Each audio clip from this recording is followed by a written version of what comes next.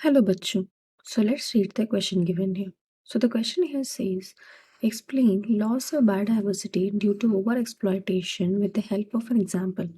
कि हमको यहाँ पे लॉस ऑफ बायोडाइवर्सिटी को एक्सप्लेन करना है ड्यू टू ओवर एक्सप्लॉयटेशन की वजह से with the help of an example.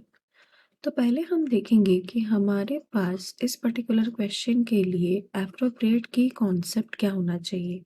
तो इस क्वेश्चन के लिए हमारे पास एप्रोप्रिएट की कॉन्सेप्ट क्या होगा ना, लॉस ऑफ बायोडाइवर्सिटी, या फिर हम यहाँ पे बोले लॉस ऑफ बायोडाइवर्सिटी भी नहीं तो ओवर एक्सप्लॉयटेशन, क्योंकि ये क्वेश्चन मोस्टली उसी पे फोकस करता है।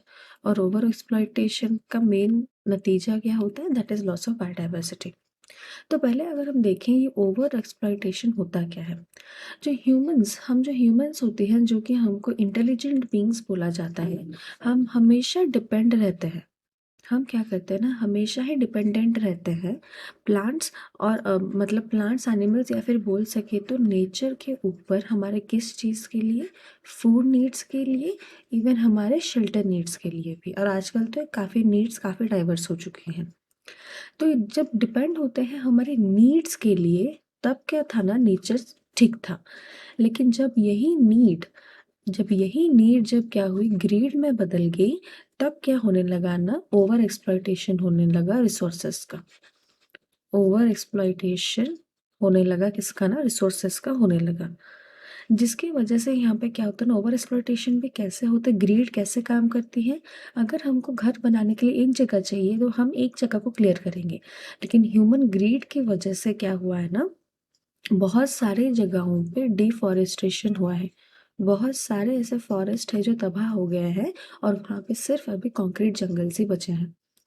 फिर अगर हम देखें हमारे वाटर रिसोर्सेज का भी यहाँ पे बहुत हद तक ओवर एक्सप्लॉयटेशन हुआ है, क्योंकि हम जो यूज़ क्या करते हैं ना, जो कमर्शियल इंपॉर्टेंट फिशेस होती हैं वो हम अपने लिए तो यूज़ करते हैं, फिर उसको एक्सपोर्ट भी करते हैं। इसी सब चीज़ों की वजह से क्या हुआ ना, पास्ट ईयर्स में बहुत सारे स्पीशीज़ एक्सटिंक्ट हो गए हैं। जैसे कि अगर हम कुछ रिनाउंड एग्जांपल देखें तो वो यहाँ पे क्या होगा ना, स्टेलर सी काउ, ये जो स्पीशीज था ये एक्सटिंक्ट हो चुका है। यहाँ पे ही एक तरह का पैसेंजर पिजन, ये भी यहाँ पे एक्सटिंक्ट हो चुका है due to over exploitation only. और अगर हम एक रीसेंट एग्जांपल देखें कि ओवर एक्सप्लॉयटेशन यहाँ पे कैसे काम करता है या फिर अभी कैसे काम कर रहा है, प्रेजेंटली यहाँ पे जो मरीन फिशेस हैं हमारे सी में, यहाँ जो मरीन फिशेस है, अभी ये लोग क्या फेस कर रहे हैं ना, एक्सटिंक्शन फेस कर रहे हैं। और एक्सटिंक्शन किस वजह से, ड्यू टू ओवर एक्सप्लॉयटेशन, तो अगर हम यहाँ पे देखें तो हमारे पास इस क्वेश्चन का सही जवाब हमने क्या देखा कि ओवर एक्सप्लॉयटेशन कैसा होता है, और उसका एक recent example. Hope you understood it well, best of luck.